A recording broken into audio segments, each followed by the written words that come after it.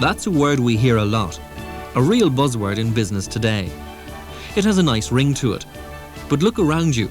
We're becoming so used to the idea of quality in our everyday life. We talk about the quality in, for example, cut crystal, the quality of a well-cut suit, the quality of a high-performance car. When you talk about the quality of an object or a product, are you talking about the finished item or the process that went into making it? In many cases, the process that brought about the quality may never have crossed your mind. This program will look at that process, the process that makes for quality in the tourism business: quality, product and service.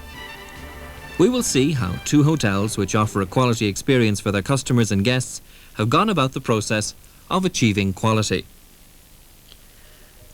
At a recent conference on quality for the hospitality sector, I met with two managers who have implemented a process of quality in their business. In this program, they've agreed to share with us how they went about implementing a quality process in their hotels. One of the hotels is a large 70-bedroom resort property that offers a variety of guest services in a country setting.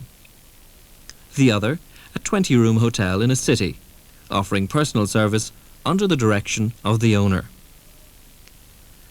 The point is that the hotel may be small or large with structured or informal management systems, but the process of achieving quality remains the same. The thinking expressed at that seminar about quality was that quality-led service offers the most direct way to business success today. It went beyond that to the conviction that a business depends on it. We'll look at the two hotels in a moment, but before we do, maybe we should pause to think about how we can define quality, and at the same time get away from highbrow abstract definitions that can and sometimes do divert us away from the basic aim of us all: making a profit. You will get as many definitions of quality as you will get experts. Some definitions are rooted in manufacturing industry. Deming defines it as a predictable degree of uniformity and dependability at low cost and suited to the market. Duran calls it fitness for use. Hall dubs it conformance to standards. They may all sound glib and clever enough, but they don't tell us much about the nature of quality in a service organisation such as an hotel. A management team aiming for total quality must be able to assess, with reasonable accuracy, customer expectations in the first instance, and then to match what they provide in their product and service with these expectations. This involves continuously anticipating and satisfying customer needs and accepting that quality begins with the customers. Our job is ensuring that within reason, what they want, they get, every time, every day of the year. To do that, you must find out what the customer wants. You must provide it, and then you must check that you did a good job, that your customers were satisfied. This, of course, sounds rather simple, but in a complex organisation like a hotel where there's a mix of production, such as the preparation of meals or changing a guest room, and pure service, such as in providing guests with information or serving a meal, achieving quality must be a carefully planned process. This process can be described by its various characteristics, where its philosophy is prevention, not detection. Its approach is management-led. Its scale means that everyone is responsible for quality. Its standard is to be right first time. Its scope is business-wide. Its measures are the cost savings of quality, and its theme is continuous improvement. As I said, quality is a process, a blueprint for bringing about change in your business as well as in the way you do business. It is a process that must be planned, communicated, managed and continuously evaluated by everybody if you're to reap the benefits it can provide to you, your team, your business, and above all, your customers. So now, let's look at the quality process which our two managers adapted for their businesses and how they went about setting it up. You'll find the details of this video explained fully in the workbook. The quality process has 4 key stages: commitment, planning, implementation, and review. It's a process with a constantly evolving cycle, but we begin by harnessing everyone's commitment to quality. Then we must plan key activities for each part of the business. We must put our plans in action. And finally, we must review what has been achieved and how well our objectives have been met. Then we must start that process again, continuously improving on what we've done before. Now let's look at each of the stages in more detail. The first stage is commitment, and both our managers firmly believe this to be the initial stage. If you want to bring the quality process beyond wishful thinking, you must make sure that everyone on your team shares the same culture. By culture, I mean they must share similar values, beliefs and attitudes which will guide their behaviour in seeking to satisfy the customer. A shared culture means that your team must be united by a common feeling of ownership, responsibility and accountability for quality, which feeds and influences the way they treat the customer as well as each other. Now, this level of commitment does not develop on its own. It must be generated and it must be encouraged.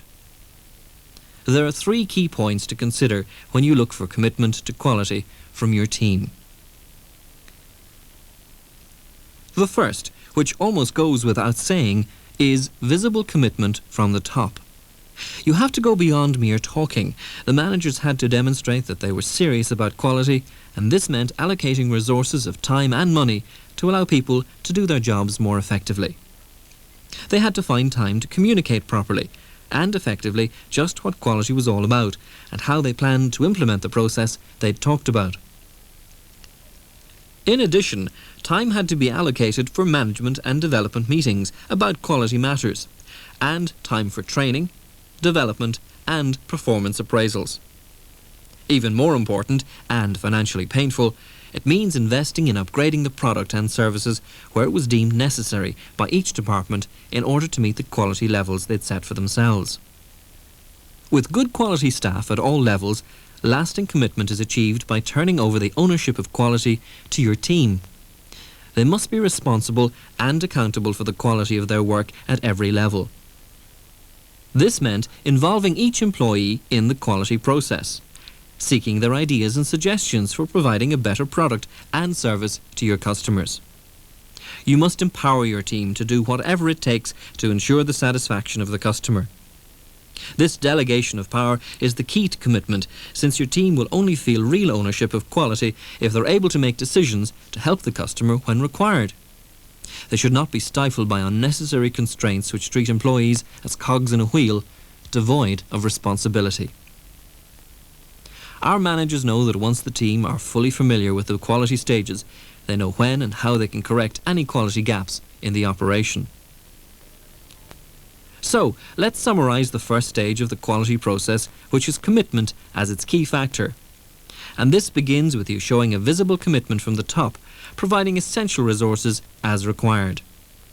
You then encourage each employee to take ownership of quality by involving everyone in the quality process, and empower your team to take decisions which seek to enhance customer satisfaction. Now let's move on to the second stage of our process, planning. This is where the management team sets out clearly the targets and objectives of the business for the year ahead. Both our managers shared a common approach to this second phase. They both found it opportune to kick off this phase with a clear statement of the mission of the business. This mission statement will answer the fundamental questions. What business are we in? Who are our customers? And what do we want to achieve? You will see examples of the mission statement in your workbook. Once the mission or direction of the business has been agreed, they then set out the goals and objectives of the business for every area of the operation. These objectives are set to ensure that you continuously strive to improve all areas of the business, leading to better service for the customer and a more profitable business.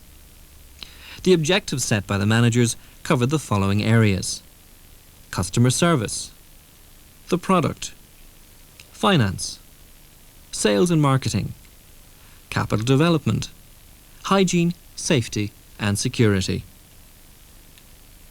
The goals and objectives set for each of these bring into focus key operational decisions taken by the management team.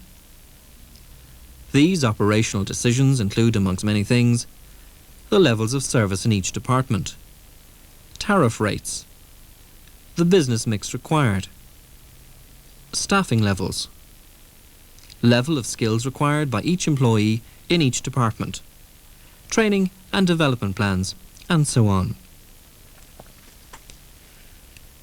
Once you set the business targets and objectives, you must, as soon as possible, communicate them down the line so that they're understood by the whole team. In all cases, this process is managed on a departmental basis, with each head of department responsible for implementing the quality process in their area. So, to supervise the planning stage, the quality process involves two key steps. 1. The management team develop a mission statement for the business. And 2. Taking a lead from the mission statement, management documents the goals and objectives for the operation in each key area. This leads us to the next stage in the process, implementation. This stage takes place at departmental level and requires heads of departments to put in place a quality plan within their own area. This implementation plan has 3 steps, the first of which sees each department head documenting the department's contribution to the success of the business. The plan includes how the department would seek to improve and maintain levels of service, improve their product, increase sales revenue, decrease costs, and improve productivity. This is a very interesting and informative process to observe. The managers soon saw department teams meeting together to consider how they could contribute to the overall success of the business in a very real way. The second step requires the department head to review standards in the department. Firstly, the key activities and tasks of the department are identified. Then a standard is set for the way in which each task is performed. These standards must be specific, relevant and measurable. An example of some I observed were telephones must not ring more than 3 times before being answered. Tea or coffee will be offered by the receptionist to all guests on arrival at check-in. All accommodation maintenance tasks must be reported for repair to the maintenance department by 1 o'clock each weekday and by 2 o'clock on weekends. Room service trays must be collected from bedrooms within an hour after delivery. Guests entering the bar will be acknowledged by the bar person within 10 seconds of arrival. In this way, standards for each key activity in each department were set and documented. Once standards are set for every key task and activity of the department, these must be implemented, and this is achieved by setting out a procedure which defines the standard to be achieved. This is a vital part of training. Each department head is responsible for drawing up procedures as a tool for training that team. The standards set can only be implemented if they're properly communicated to the team and if proper training is provided so that each member of the team is capable of meeting the standards required. Finally, the department head must ensure that the standards set are maintained at all times. So how do our managers know if standards are being maintained? Well, it's necessary to monitor and to measure. They record customer feedback, analyse complaints, and maintain standards by using a checklist. In this way, it's possible to keep abreast of the state of quality control. In the 2 hotels, employees met as teams within their own department, and then with other departments to spot problems, decide how serious they were, and develop ways to prevent them happening again. These meetings take place once a month and, according to both managers, proved to be very effective. Only by this continuous monitoring of standards can quality gaps be identified and rectified. An important point in the implementation stage is recognizing the internal customer. The concept of the internal customer simply means that each employee is a customer for services provided by the other employees. For example, the accommodation team need information from reception about guest checkouts, and reception need to know when rooms are ready to let. The kitchen must know from the restaurant how many reservations are made for lunch and dinner, and the restaurant must know what specials are on the menu or what the chef would like to promote. The restaurant and kitchen are customers of accommodation services for linen, clothes and uniforms. The catering sales department must inform all departments about forthcoming functions and events in the hotel.